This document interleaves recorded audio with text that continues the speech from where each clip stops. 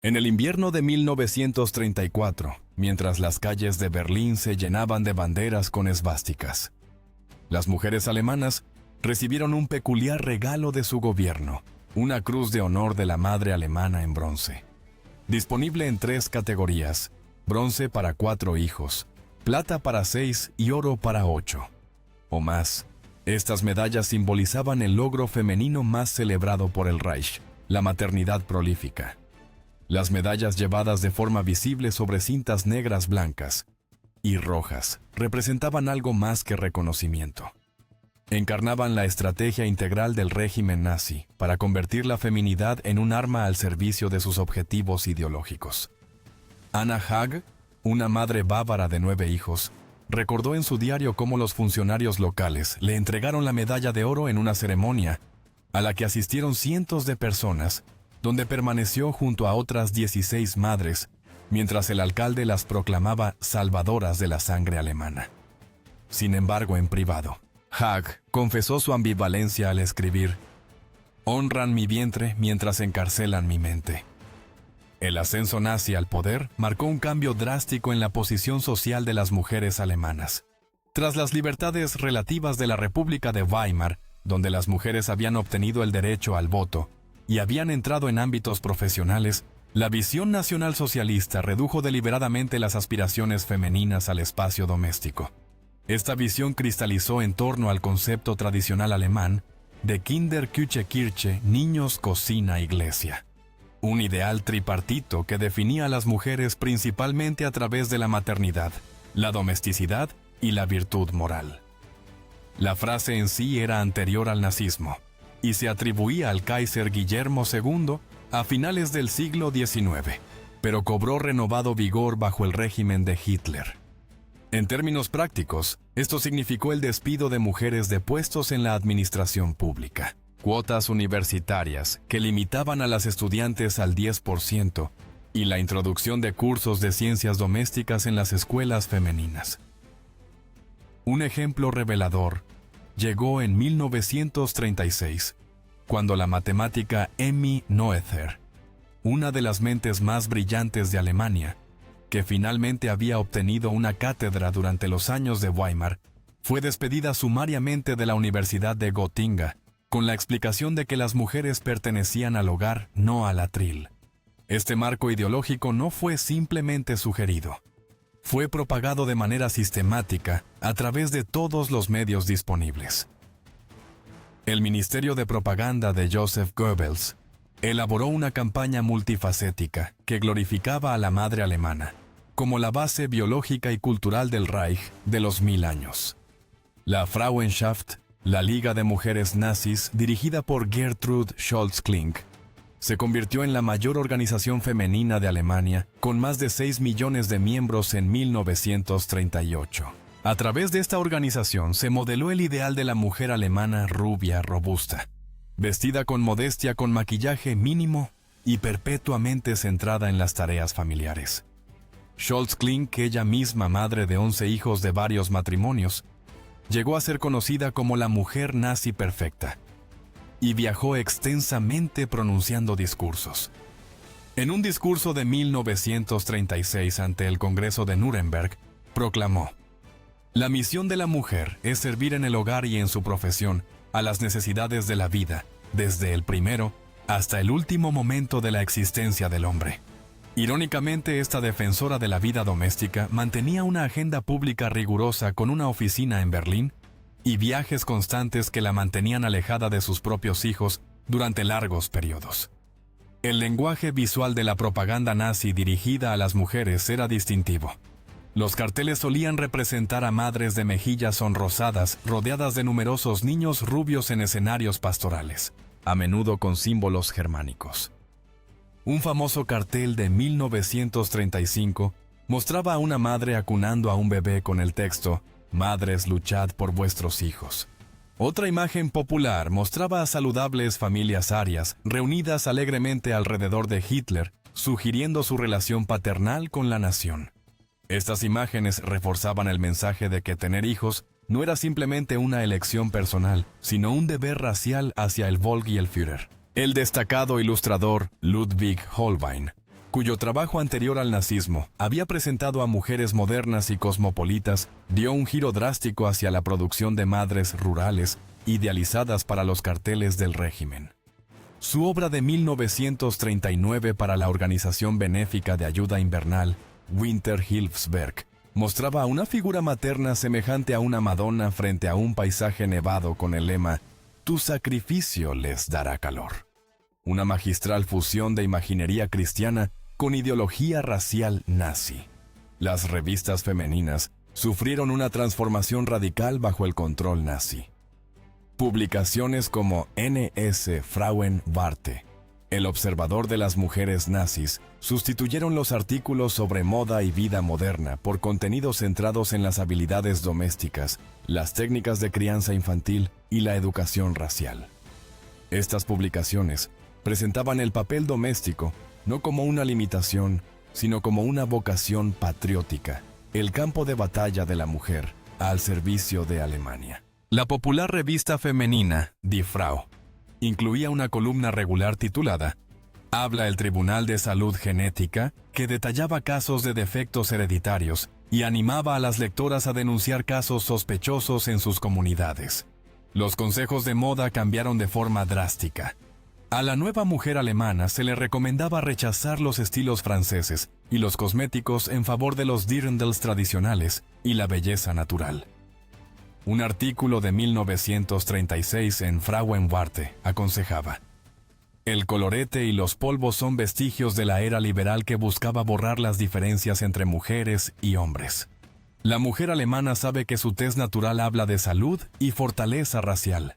En emisiones de radio y discursos, los líderes nazis insistían constantemente en el destino biológico de las mujeres.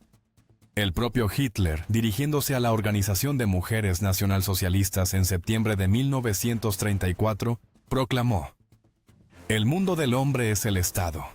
El mundo de la mujer es su marido, su familia, sus hijos y su hogar».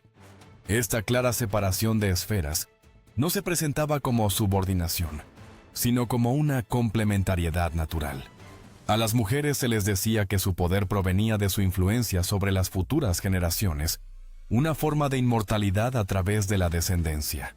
La líder femenina del Reich, Scholz Klink, reforzaba este mensaje en su programa semanal de radio, La Hora de la Mujer, que llegaba a millones de hogares alemanes. En una emisión memorable de diciembre de 1937, comparó el papel de la madre con el de un jardinero. Así como el jardinero selecciona cuidadosamente las plantas más fuertes para la reproducción, la madre alemana debía reconocer su sagrado deber de nutrir solo los elementos más sanos de nuestro jardín racial. El doctor Robert Ley, jefe del Frente Alemán del Trabajo, fue más directo en un discurso de 1937. El único estudio digno de una mujer es el estudio de cómo convertirse en una buena madre. Las políticas pronatalistas del régimen fueron más allá de la propaganda y ofrecieron incentivos prácticos. Los préstamos matrimoniales concedían 1.000 Reichsmarks a las parejas jóvenes con una condonación del 25% por cada hijo nacido. Las mujeres que abandonaban puestos profesionales para casarse recibían dotes sustanciales. La celebración del Día de la Madre fue elevada a fiesta estatal con ceremonias elaboradas que honraban a las madres prolíficas. Estos beneficios materiales reforzaban el mensaje propagandístico de que la maternidad representaba la vocación más alta para las mujeres alemanas. En la ciudad industrial de Essen, la fábrica de municiones Krupp estableció una casa especial de descanso para madres, donde las empleadas con 4 o más hijos podían pasar 2 semanas al año con comodidad, mientras sus hijos eran atendidos por servicios estatales. La publicación de las Juventudes Hitlerianas. La joven mujer detalló la historia de Maria Müller, una obrera de fábrica que se convirtió en una figura local celebrada después de dejar su empleo para casarse y tener 6 hijos en 7 años. Su familia recibió exenciones fiscales, vivienda preferente y asignaciones especiales de alimentos, beneficios prácticos que hacían tangibles las promesas de la propaganda. Quizá la manifestación más extrema del ideal femenino nazi surgió en el programa Lebensborn. Establecida en 1935 bajo el mando del líder de las SS, Heinrich Himmler, esta iniciativa creó hogares de maternidad, donde mujeres consideradas racialmente valiosas podían dar a luz a hijos engendrados por oficiales de las SS. Con el tiempo el programa se amplió para incluir a niños secuestrados en territorios ocupados que cumplían los criterios raciales. Las mujeres que participaban en Lebensborn eran presentadas como pioneras raciales soldados biológicas que impulsaban el futuro demográfico de Alemania. Recibían la mejor atención prenatal, raciones especiales de comida y un considerable apoyo social mientras se les recordaba constantemente su contribución al mejoramiento racial. El primer hogar Lebensborn abrió en Steinhöring, un pintoresco pueblo bávaro en una mansión reconvertida cuyo entorno apacible ocultaba su propósito como instalación de reproducción racial. Para 1940, el programa operaba 10 hogares en toda Alemania y otros más en territorios ocupados como Noruega. Himmler visitaba personalmente estas instalaciones, a menudo llevando regalos y ofreciendo palabras de aliento a las madres. En un discurso dirigido a oficiales de las SS, en 1936, explicó el propósito del programa. El mayor regalo que podéis hacer al Führer no es vuestra muerte en combate, sino vuestra inmortalidad a través de hijos sanos. Una participante, Irene Bauer, recordaría más tarde: nos trataban como reinas, pero también como ganado de cría. Los médicos medían nuestras pelvis y examinaban nuestros árboles genealógicos con el mismo cuidado con que vigilaban nuestros embarazos, mientras la imagen pública de la propaganda nazi enfatizaba la virtud maternal. Otra dimensión de la participación femenina emergía en entornos médicos e institucionales. Las enfermeras y parteras alemanas se convirtieron en ejecutoras cruciales de las políticas poblacionales del régimen, tras la Ley para la Prevención de la Descendencia con Enfermedades Hereditarias de 1933.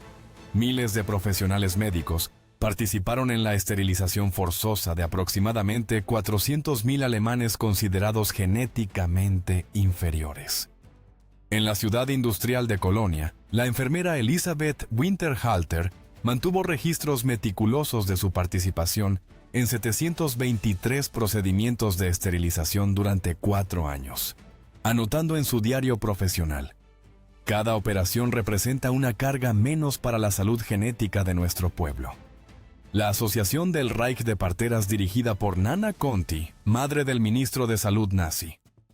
Leonardo Conti exigía a sus 20.000 miembros informar sobre defectos de nacimiento y presuntas enfermedades hereditarias, convirtiendo a estas tradicionales asistentes del parto en ejecutoras de primera línea de la política racial. Esta participación se profundizó con el programa Acción T4, iniciado en 1939. En instalaciones como Hadamar y Brandenburg, enfermeras administraban inyecciones letales y gestionaban cámaras de gas que mataron a más de 70.000 personas discapacitadas. En la propaganda, estas mujeres no eran presentadas como asesinas, sino como profesionales compasivas que evitaban el sufrimiento y preservaban la salud racial.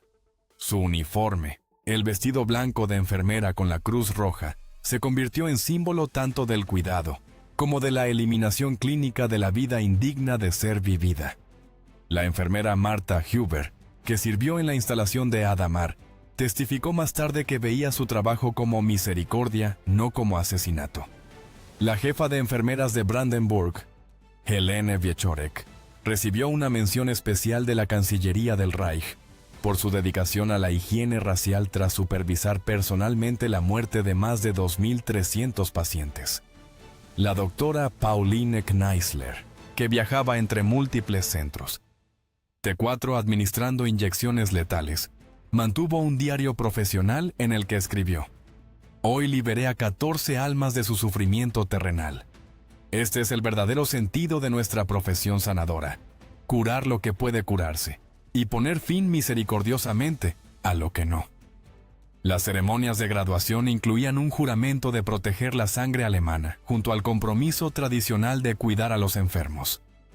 Esta dualidad quedó perfectamente reflejada en un discurso de graduación de 1941 en la Escuela de Partería del Reich en Dresde, donde la instructora Herta Oberhäuser, quien más tarde realizaría experimentos en el campo de concentración de Ravensbrück, dijo a las estudiantes: «Vuestras manos traerán vida al mundo, pero también deben saber cuándo negar cuidados a aquellas vidas que debilitarían a nuestro pueblo». Ambas acciones sirven al mismo propósito sagrado. Para 1939, mientras Alemania se preparaba para la guerra, la propaganda dirigida a las mujeres cambió sutilmente. Aunque mantenía el ideal doméstico, empezó a destacar cada vez más el sacrificio y la resistencia.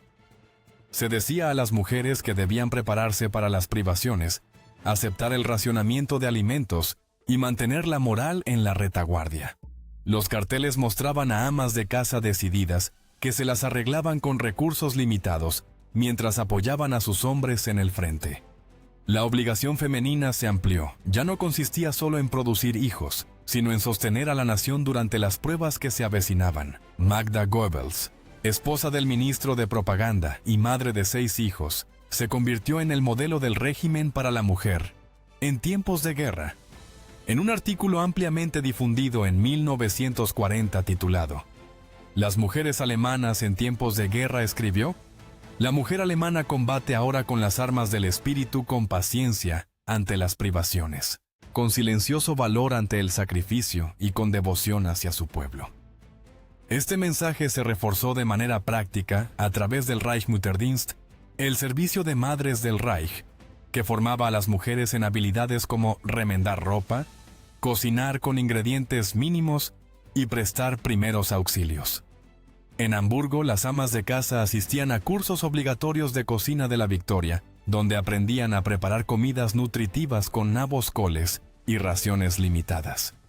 La instructora Hedwig Hale había publicado un popular libro de cocina de guerra, titulado Estirar las comidas, sin sacrificar la nutrición, que se convirtió en material estándar para las recién casadas.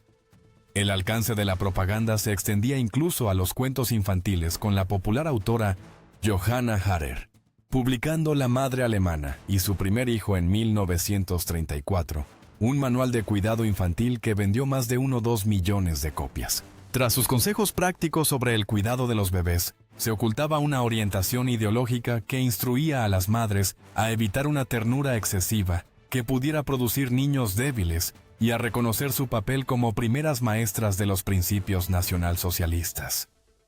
Ángeles de la muerte, las guardias femeninas olvidadas del sistema de campos nazi. Cuando las puertas del campo de concentración de Bergen-Belsen se abrieron ante las fuerzas británicas en abril de 1945, los soldados liberadores encontraron escenas de horror que los perseguirían durante décadas. Entre los perpetradores que arrestaron había figuras que desafiaban su concepción de los criminales de guerra, mujeres con uniformes de las SS. Cuando se les ordenó enterrar los miles de cadáveres en descomposición, esparcidos por el terreno del campo, una guardia Irma Grese supuestamente sonrió. Un soldado británico recordaría más tarde aquella perturbadora disonancia. Parecía un ángel hermoso, pero se comportaba como un demonio. Esta contradicción desconcertante entre apariencia femenina y conducta monstruosa ha contribuido a la relativa oscuridad histórica de uno de los aspectos más inquietantes del Holocausto, las aproximadamente 3.700 mujeres que sirvieron como guardias de campos de concentración o Aufseherinnen dentro del sistema nazi. El teniente coronel británico Derek Sington, que participó en la liberación, escribió en sus memorias: «Las guardias femeninas de las SS nos plantearon un desafío psicológico particular. Nuestros hombres habían sido educados para proteger a las mujeres, no para arrestarlas como criminales de guerra. Y sin embargo, allí estaba Irma Grese, una mujer no mayor que sus hermanas en casa, que había supervisado una brutalidad inimaginable». Cuando fue fotografiada durante su arresto, Grese mantuvo una compostura perfecta, incluso arreglándose el cabello antes de que destellara la cámara. Un detalle señalado por varios testigos como especialmente escalofriante dadas las circunstancias. El reclutamiento de guardias femeninas de los campos comenzó en 1939, cuando el campo de Ravensbrück abrió como instalación destinada específicamente a prisioneras a unos 90 kilómetros al norte de Berlín. Al principio, las SS tuvieron dificultades para encontrar mujeres dispuestas a servir en los campos, ya que la propia ideología nazi insistía en los roles maternales y domésticos de la mujer. Los primeros esfuerzos de reclutamiento se dirigieron a mujeres que ya trabajaban en entornos institucionales como hospitales y prisiones. Para 1942, cuando el sistema de campos se expandió de forma drástica, el Servicio Laboral del Reich empezó a reclutar mujeres para labores de vigilancia, creando una situación grotesca en la que algunas mujeres eran obligadas a vigilar a otras, que también estaban encarceladas por la fuerza. Johanna Langefeld, la primera supervisora jefe de Ravensbrück, intentó inicialmente dirigir el campo con cierta disciplina, pero sin una brutalidad extrema. Su relativa moderación terminó provocando su destitución por parte de la jefatura masculina de las SS. En un giro notable más tarde fue arrestada por la Gestapo y enviada a Auschwitz como prisionera, de donde escapó con ayuda de reclusas polacas que recordaban su comparativa humanidad. Los anuncios de reclutamiento en periódicos como el Völkischer Beobachter destacaban la buena paga, más de 200 Reichsmarks mensuales, y los beneficios antes que el compromiso ideológico, con un aviso de 1942 que prometía buenas oportunidades de ascenso para aspirantes adecuadas con el origen racial apropiado. Estas reclutas recibían una formación mínima, normalmente 4 semanas en Ravensbrück, que servía como centro principal de entrenamiento para las Aufseherinnen. Su instrucción combinaba habilidades prácticas como operar portones y vigilar perímetros, con un intenso adoctrinamiento ideológico centrado en la superioridad racial y la deshumanización de las prisioneras. La instructora jefe, Dorothea Binz, era conocida por sus demostraciones personales de brutalidad durante el entrenamiento. Una antigua aprendiz, Maria Mandl, que más tarde supervisaría el campo de mujeres de Auschwitz, recordó: Binz nos enseñó que la bondad era debilidad. Nos mostró cómo usar correctamente un látigo con un golpe seco de muñeca, no con todo el brazo. Los barracones de entrenamiento en Ravensbrück incluían una maqueta a escala de un campo donde las aprendices practicaban técnicas de vigilancia y aprendían a identificar posibles rutas de escape. Anna Fest, una recluta reticente que más tarde afirmó haber sido incorporada contra su voluntad, describió la transformación psicológica durante el entrenamiento. La primera vez que vi a Binz golpear a una prisionera hasta dejarla inconsciente, vomité. Para la tercera semana, ya miraba sin inmutarme. Cuando nos graduamos, me preocupaba que pudieran considerarme insuficiente si no participaba. La rutina diaria comenzaba a las 6:00 de la mañana, con clases ideológicas sobre ciencia racial, y terminaba con lecturas grupales de Mein Kampf de Hitler. La antigua guardia Ruth Clausius describió una ceremonia de graduación en la que cada nueva Aufseherin recibía su uniforme y su látigo de manos de la Oberaufseherin Binz, con la advertencia: recordad para ellas, vosotras sois Alemania. Aunque los oficiales masculinos de las SS ocupaban los cargos administrativos más altos en todos los campos, las guardias femeninas ejercían un enorme poder dentro de los recintos de mujeres. Su autoridad estaba marcada visualmente. Vestían uniformes gris azulados con falda. En lugar de pantalones llevaban látigos o porras de goma en vez de armas de fuego. Y tenían prohibido portar las insignias de la SS, mostrando en su lugar un pequeño brazalete con la esvástica. Pese a estas distinciones de género, los supervivientes afirmaron de manera constante que las guardias femeninas a menudo superaban a sus homólogos masculinos en crueldad. En Majdanek, la guardia Charlotte Nittel fue recordada por una práctica particularmente horrenda: obligar a las prisioneras a permanecer de pie en agua helada hasta que se desplomaban para luego dejarlas morir de hipotermia. La superviviente Olga Lengyel, una médica judía húngara encarcelada en Auschwitz, escribió en sus memorias Five Chimneys: siempre eran las mujeres quienes primero se adaptaban al campo, quienes se ajustaban a las degradaciones diarias, Y eran las guardias mujeres quienes encontraban los primeros refinamientos sutiles de la crueldad, quizá porque prestaban más atención a los detalles de nuestro sufrimiento. Un pequeño número de guardias, como Elizabeth Marshall en Ravensbrück, llegó a ser conocido por actos ocasionales de bondad como introducir medicinas o comida extra para las prisioneras. Pero incluso estas mujeres participaban en el sistema más amplio de opresión, a menudo eligiendo qué prisioneras recibirían su limitada misericordia.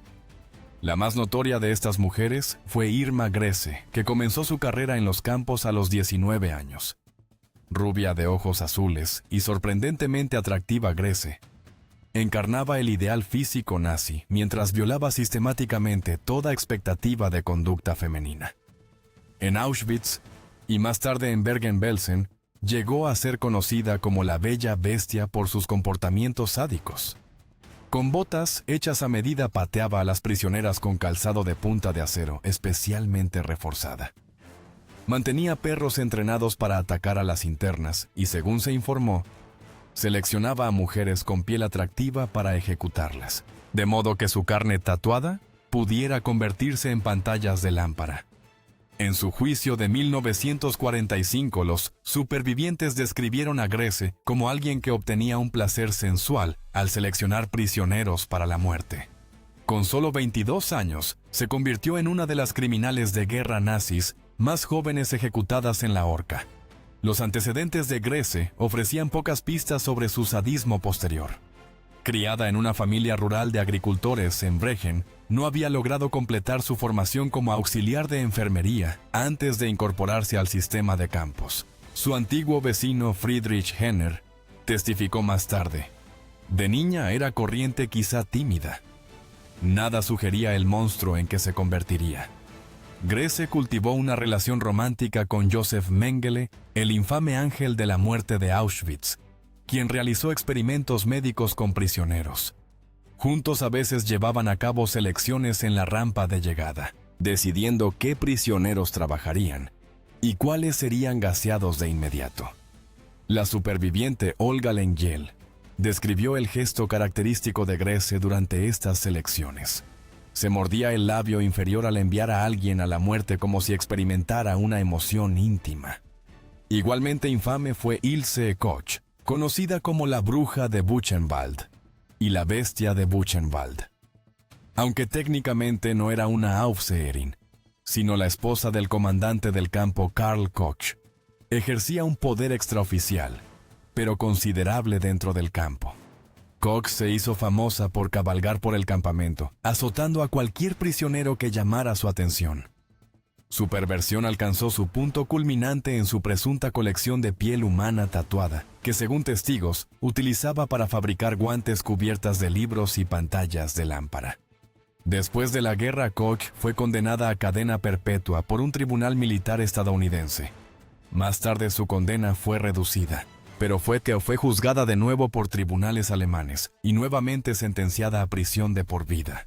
En 1967 se quitó la vida en prisión, continuando hasta el final proclamando su inocencia pese al abrumador testimonio de los testigos. La vida de Koch incluía detalles peculiares que aumentaron su siniestra reputación.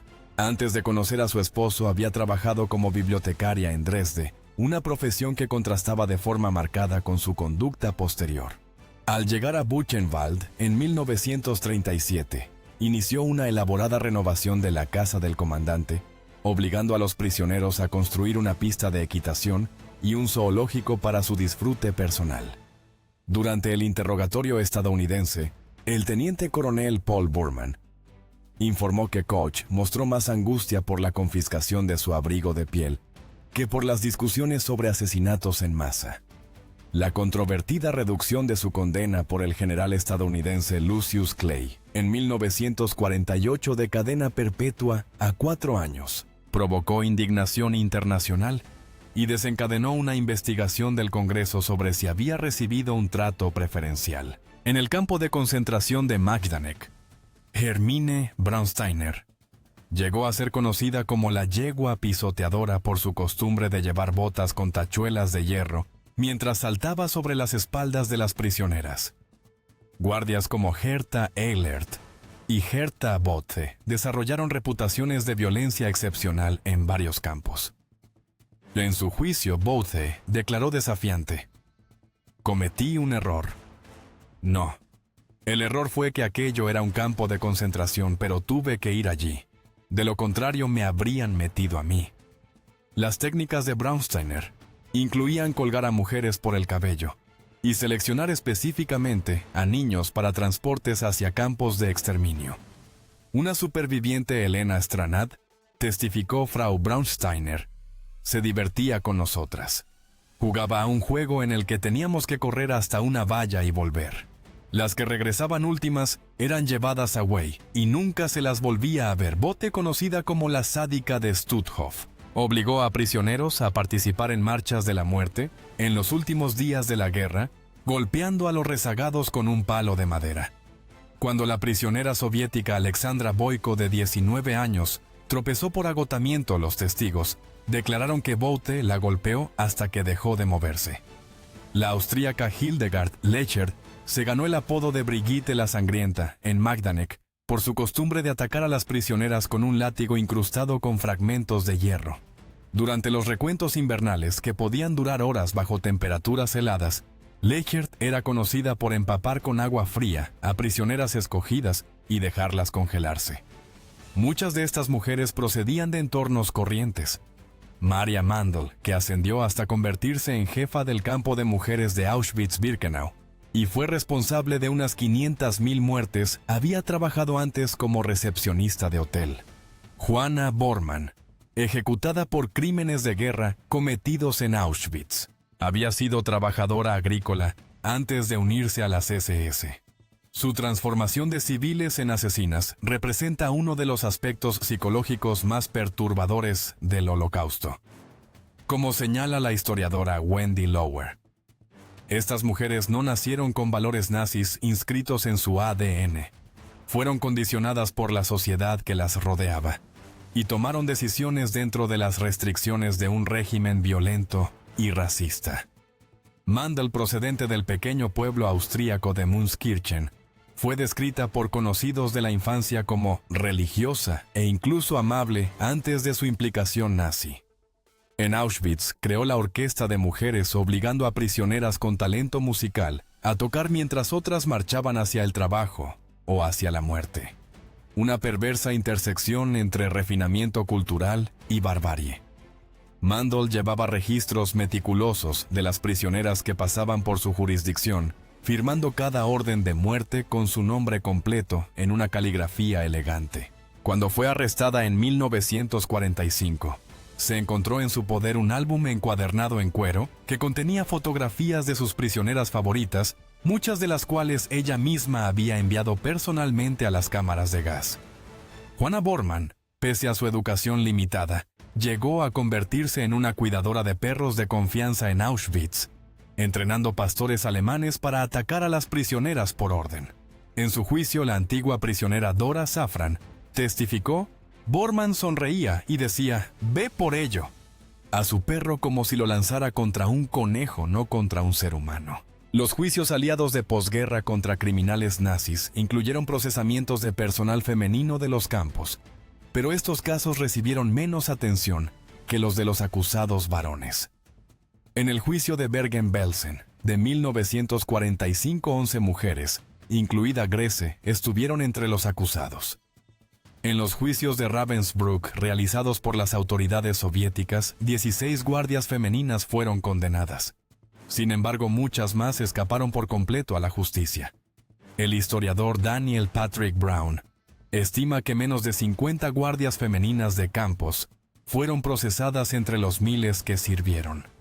En el juicio de Bergen-Belsen, celebrado en Lüneburg, Alemania, el equipo de la acusación británica dudó inicialmente en solicitar penas de muerte para las acusadas, lo que llevó al fiscal jefe, el coronel T.M. Backhaus, a señalar: los crímenes no tienen género. El juicio contó con el testimonio de más de 100 supervivientes, incluida Ada Bimko, una médica judía polaca, que ofreció relatos detallados de las elecciones realizadas por guardias femeninas. Cuando Irma Grese fue condenada a muerte, su última petición fue vestir un uniforme completo de la SS.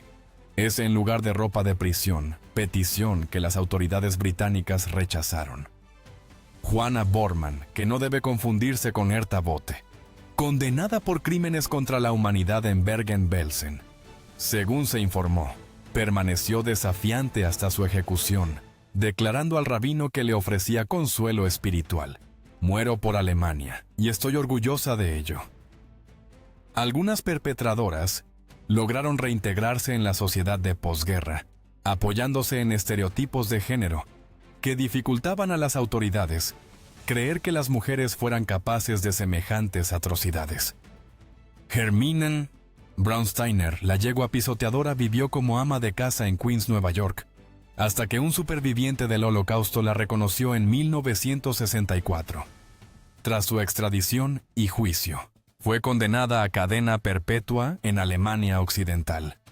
Cuando los periodistas preguntaron cómo había logrado ocultarse a plena vista durante casi 20 años, su esposo estadounidense expresó su sorpresa afirmando: no podía imaginarla haciendo daño, ni a una mosca.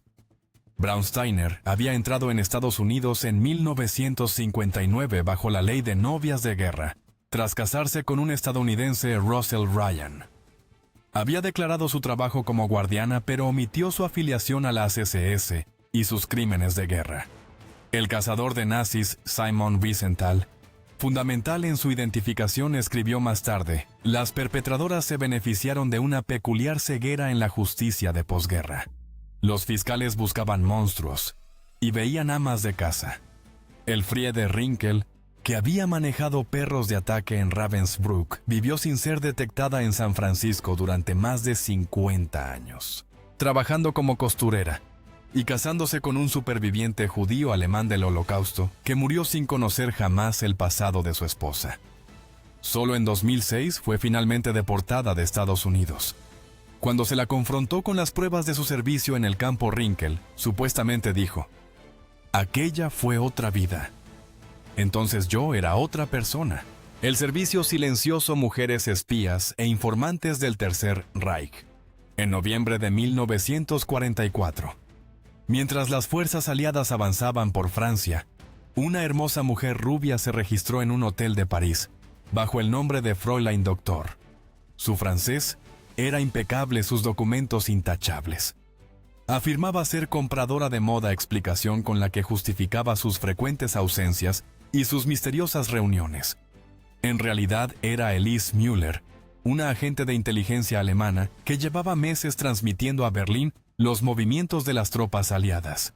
Cuando los miembros de la resistencia francesa finalmente la localizaron, descubrieron a una mujer aparentemente corriente, cuyo estuche de maquillaje contenía un sofisticado transmisor de radio en miniatura. Müller fue una de los cientos de agentes femeninas que sirvieron al régimen nazi como espías, informantes y operativas de inteligencia. Mujeres cuyas historias siguen en gran medida eclipsadas dentro del relato general del espionaje de la Segunda Guerra Mundial. El nombre en clave Fräulein Doctor tenía una larga historia, pues originalmente perteneció a Elsbeth Schrackmüller, una formidable espía durante la Primera Guerra Mundial, que más tarde entrenó a oficiales de inteligencia nazis. Al ser capturada, Müller supuestamente dijo a sus interrogadores con sorprendente franqueza: las mujeres son mejores espías, porque los hombres nos hablan libremente creyendo que no entendemos nada importante. Los miembros de la resistencia francesa que la detuvieron se mostraron inicialmente escépticos de que una mujer tan elegante y atractiva pudiera ser una agente de alto nivel, hasta que descubrieron que su equipo de radio estaba entre los más avanzados que habían visto jamás, con componentes miniaturizados específicamente para que las operativas femeninas pudieran ocultarlos en artículos cosméticos. La maquinaria propagandística nazi celebraba a la mujer alemana idealizada como madre y ama de casa. Pero detrás de esa imagen pública, el aparato de inteligencia del régimen reconocía las ventajas únicas que ofrecían las operativas femeninas.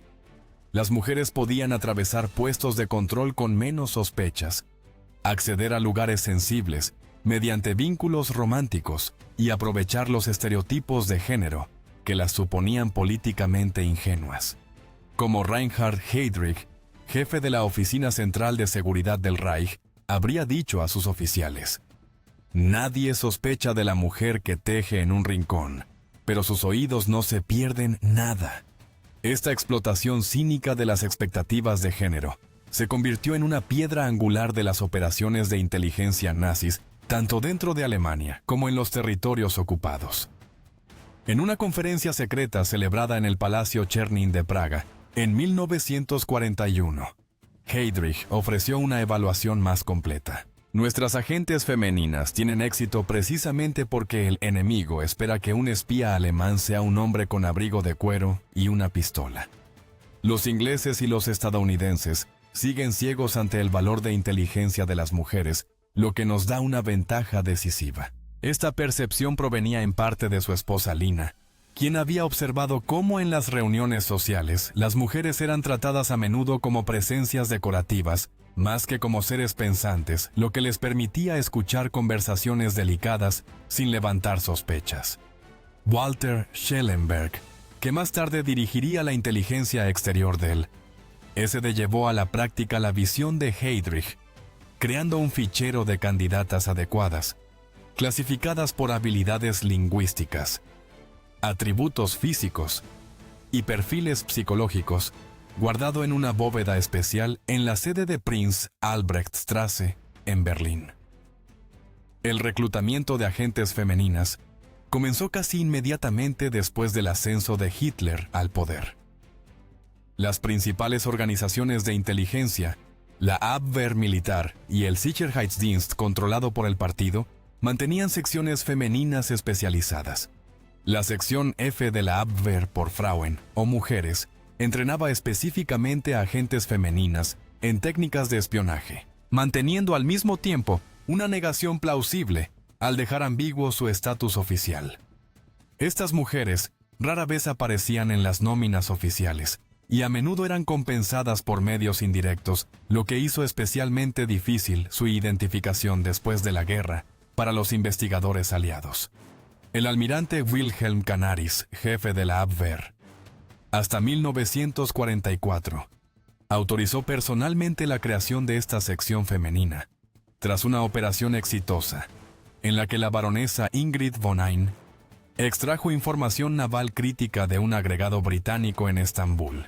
El centro de entrenamiento de la sección F, disfrazado de escuela de señoritas llamada Institut Heimatfreude, operaba desde una finca aislada en la región bávara de Tegernsee. Allí las reclutas recibían instrucción en todo desde código Morse hasta la aplicación de venenos, a menudo impartida por instructoras que habían servido en operaciones de inteligencia durante la Primera Guerra Mundial. Una graduada, Margarete Müller-Schur, recordó: «Aprendimos a matar con alfileres de sombrero y a seducir con una mirada». Algunas lecciones eran impartidas por cortesanas envejecidas de la escena de cabaret berlinesa de preguerra, que conocían todos los trucos para arrancar secretos a hombres poderosos. Entre las operativas nazis más eficaces estuvo Vera von Schalburg, una danesa de origen ruso que trabajó para la Abwehr en Inglaterra antes de la guerra, cultivando relaciones con oficiales militares británicos. Reunió información sobre instalaciones navales mientras se hacía pasar por refugiada del comunismo. Su controlador, el capitán Herbert Wichmann, se jactó más tarde de que von Schalburg había obtenido más información valiosa mediante confidencias de alcoba que una docena de agentes masculinos por medios convencionales. Cuando estalló la guerra, fue llamada de regreso a Alemania, donde ayudó a entrenar a otras agentes femeninas en una instalación secreta cerca de Brandenburg. Su posterior desaparición durante una operación en Rusia, en 1941, no hizo sino aumentar su aura de misterio dentro de los círculos de inteligencia. La extraordinaria trayectoria de von Schalburg incluyó entablar amistad con Unity Mitford, la aristócrata británica fascinada por Hitler, lo que le dio acceso a reuniones de la alta sociedad británica en Cliveden y otras fincas donde las élites militares y políticas comentaban asuntos delicados con aparente despreocupación. Sus técnicas fueron estudiadas como ejemplares. Nunca hacía preguntas directas, sino que empleaba lo que los instructores llamaban el método von Schalburg, mostrarse ligeramente confundida ante cuestiones técnicas, impulsando a los hombres a explicarle detalles militares en términos sencillos que revelaban información crucial. El oficial de inteligencia británico, Hugh Trevor Roper, admitió más tarde: fue tan eficaz porque explotó nuestra subestimación de la inteligencia femenina. Los oficiales que confiaron en ella nunca habrían revelado la misma información a un hombre. El SD, bajo la dirección de Heydrich, desarrolló métodos especialmente sofisticados para desplegar agentes femeninas. A diferencia de la Abwehr, orientada al ámbito militar, el SD se centraba en la seguridad interna y el contraespionaje, recurriendo ampliamente a informantes mujeres para vigilar a la población civil. Estas mujeres, a menudo conocidas como Spitzel, informantes, se infiltraban en círculos sociales, grupos religiosos y lugares de trabajo, denunciando conversaciones e identificando a posibles opositores al régimen.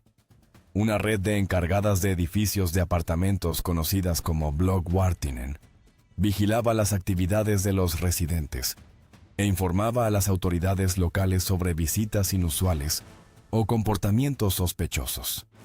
Como testificó después de la guerra un antiguo oficial del S de las mujeres, eran nuestros ojos y oídos en lugares a los que los hombres nunca podrían acceder, sin levantar sospechas. En el distrito muniqués de Schwabing, conocido por su comunidad intelectual y artística, el SD desplegó a Helene Schwertzel, una encantadora estudiante de arte que se infiltró en círculos antinazis reunidos en el restaurante Osteria Bavaria. Sus informes condujeron a decenas de arrestos, incluidos varios miembros del grupo de resistencia Rosa Blanca. Otro caso notable fue el de Stella Kübler, una mujer judía de Berlín, que se convirtió en la infame fantasma rubia, cazando para la Gestapo a otros judíos escondidos con el fin de salvarse a sí misma y a sus padres, y localizando, según se informó, a más de 3.000 víctimas antes del final de la guerra. El uso táctico de mujeres como trampas sexuales se convirtió en un aspecto especializado de las operaciones de inteligencia nazis. El término Salondamen, damas de salón, se utilizaba para mujeres atractivas y bien educadas, que tenían como objetivo a diplomáticos extranjeros, agregados militares o empresarios con acceso a información valiosa. Estas mujeres, a menudo reclutadas en escuelas de interpretación o universidades, recibían formación en técnicas de seducción, manipulación conversacional y mejora de la memoria en instalaciones especializadas como Salon Kitty, un burdel berlinés operado por el SD. Una de estas operativas, Sofía Wagner, cultivó relaciones con varios miembros del cuerpo diplomático sueco en Berlín, reuniendo información que ayudó a la Alemania a anticipar la postura de Suecia en negociaciones comerciales críticas. El controlador de Wagner señaló en un informe conservado: extrae información con tanta naturalidad que sus objetivos nunca se dan cuenta de que han sido comprometidos. El infame Salon Kitty, situado en el número 11 de Giesebrechtstraße, en el distinguido distrito berlinés de Charlottenburg, era un establecimiento de lujo reacondicionado con micrófonos ocultos por técnicos del SD bajo la supervisión de Walter Schellenberg. 24 cortesanas especialmente seleccionadas recibieron entrenamiento de contrainteligencia y memorizaron preguntas para formular a sus clientes, apuntando a diplomáticos extranjeros y altos funcionarios nazis sospechosos de deslealtad. La operación produjo tantas grabaciones que una unidad especial de transcripción formada por 30 mujeres trabajaba por turnos para procesar la inteligencia. Un diplomático español que frecuentaba el establecimiento, Eduardo Proper, de Callejón, escribió más tarde en sus memorias: Berlín era una ciudad donde mujeres hermosas aparecían mágicamente allí, donde se reunían funcionarios extranjeros. Solo más tarde comprendí que no había nada mágico en ello. Era precisión matemática. Las mensajeras desempeñaron otro papel vital en las operaciones de inteligencia nazis. El régimen reconocía que las mujeres, especialmente aquellas de apariencia discreta, eran sometidas a menos escrutinio en puestos de control y fronteras. Centros especiales de entrenamiento en Dresde y más tarde en Praga, enseñaban a las agentes femeninas a ocultar microfilmes en objetos cotidianos, como tubos de lápiz labial, alfileres de sombrero y zapatos con tacones huecos. Una mensajera, Maria Müller, sin relación con el IS, realizó 27 cruces entre Suiza y Alemania, llevando documentos en microfilme cosidos en su ropa interior. Su éxito dependía en parte de su apariencia. A los 47 años, la corpulenta y maternal Müller difícilmente encajaba en el perfil de una espía en la mente de los guardias fronterizos. El sistema de mensajería se volvió especialmente crucial después de que los bombardeos aliados interrumpieran las líneas de comunicación. Otra mensajera innovadora fue Elisabeth Schumacher, que transportaba inteligencia microfilmada a través de las fronteras oculta en botones, especialmente fabricados en su ropa. Cuando fue interrogada por guardias fronterizos suizos, que encontraron sospechosos sus múltiples cambios de ropa, rompió a llorar, explicando que iba a visitar a un amante y quería verse lo mejor posible cada día. Una actuación tan convincente que terminaron disculpándose por la molestia. Más allá de las operativas profesionales, el régimen nazi creó sistemas que alentaban a mujeres alemanas comunes a convertirse en informantes dentro de sus comunidades. La Gestapo mantenía redes de informadores civiles, casi el 40% de los cuales eran mujeres, en 1943. Estas informantes denunciaban a vecinos, colegas e incluso familiares por diversas motivaciones: compromiso ideológico, incentivos económicos, rencores personales o miedo a convertirse ellas mismas en objetivos. Los registros judiciales de los juicios de posguerra revelan casos como el de Elisabeth Kusero, una ama de casa berlinesa que denunció a su vecina por hacer comentarios despectivos sobre Hitler, lo que resultó en el encarcelamiento de la vecina en el campo de concentración de Ravensbrück.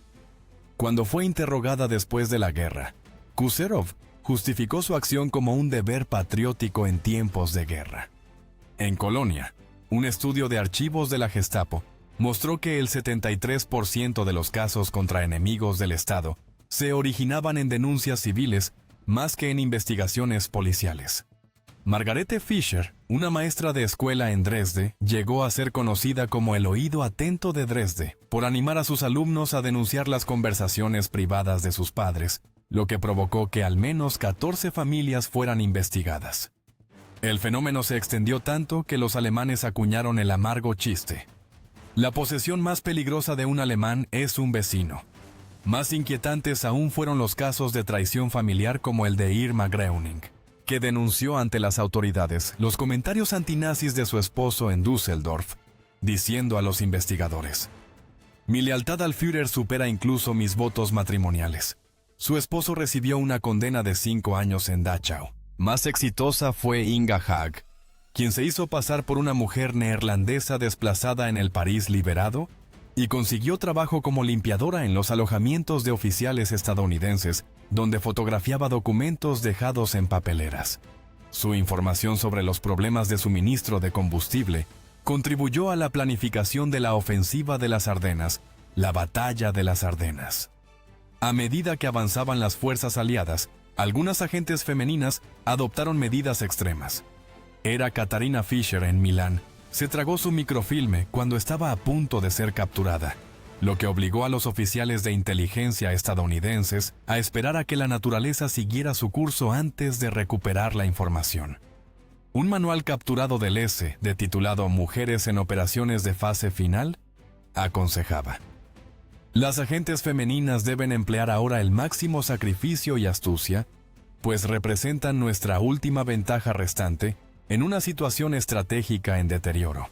La complicidad de las informantes femeninas en el Holocausto representa uno de los aspectos más oscuros de esta historia.